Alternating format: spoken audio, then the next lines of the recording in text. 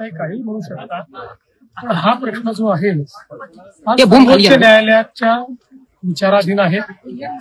आता सर्वोच्च न्यायालय या संदर्भात निर्णय देणार आहे, पण त्यापूर्वी लोक न्यायालयाने हा निर्णय 2024च्या विधानसभा निवडणुकीत दिलेला आहे. आणि लोक न्यायालयाने शिवसेना ही सन्माननीय एकनाथराव शिंदेजींची आणि राष्ट्रवादी ही अजितदादा पवारांची आहे, यावर शिक्कामोर्तब केलेलं आहे. ठीक आहे, आता सुप्रीम कोर्ट काय करतात याकडे सगळ्यांचं लक्ष आहे, पण सुप्रीम कोर्टही हाच निर्णय दिला अशी आम्हाला अपेक्षा. जनगणनेच्या दुसऱ्या टप्प्याच्या अधिवेशनाची सूचना जारी केलेली आहे. पहिल्यांदाच जातनिहाय माहितीची नोंद त्याच्यामध्ये भरली जाणार आहे. पहिल्यापासून आम्ही सांगत होतो की केंद्र सरकारने जातनिहाय जनगणना ही घोषित केलेली आहे. त्याचे टप्पे असतात, त्यानुसार ते होईल आणि आता त्या संदर्भातली कारवाई सुरू होते, याचा मला आनंद आहे.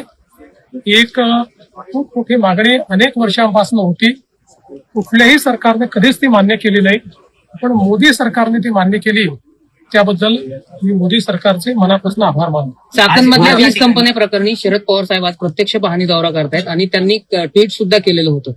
त्या ट्विटला मी उत्तर दिलेलं आहे. पवार साहेब ज्येष्ठ नेते आहेत, ते नेहमी महाराष्ट्राच्या हिताचा विचार करतात, म्हणूनच त्यांच्यापर्यंत चुकीची माहिती जाऊ नये या दृष्टीनं खरी माहिती मी त्या ठिकाणी दिली.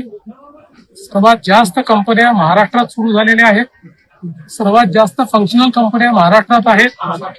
ज्या नॉन फंक्शनल कंपन्या आहेत, ज्या कधी सुरूच होऊ शकलेल्या नाहीत, त्याचा आकडा देऊन काही लोक फसवेगिरी करतायत. मात्र आता माझ्या ट्विट नंतर सगळ्या गोष्टी समोर आल्या आणि चाकणचा जो विषय आहे तो निश्चितपणे गंभीर आहे, तो आम्ही गांभीर्याने घेतलेला आहे. असं लक्षात येत आहे की 5-7 एजन्सीजमुळे त्याचा कोणी वाली नाहीये, त्यामुळे जिल्हाधिकाऱ्याला त्याचा वाली करून त्यांच्या अंतर्गत सगळ्या एजन्सीजचं कॉर्डिनेशन करण्याचा आम्ही प्रयत्न करतो आणि त्यातनं तिथले ज्या काही समस्या आहेत त्या आम्ही दूर करू. काल खरं म्हणजे लोकसभेचे विरोधी पक्षनेते श्री राहुल गांधी यांनी जो चिचोरेपणा केला, कुठल्याही परिस्थितीत अशोभनीय अशा प्रकारचा आहे. ज्या प्रकारे देशाच्या प्रधानमंत्र्याचा तर अपमान केलाच, पण त्याचवेळी इटलीच्या महिला राष्ट्रप्रमुखाचा इतक्या खालच्या दर्जाला जाऊन त्यांनी जो अपमान केला, या देशामध्ये अशी चिचोरगिरी यापूर्वी कुठल्याही नेत्याने केली नव्हती. गल्लीतले नेते देखील अशा पद्धतीने वागत नाहीत. खरं म्हणजे माझं तर असं मत आहे की राहुल गांधी आणि संदीप दीक्षित यांनी राष्ट्राची माफी मागितली पाहिजे.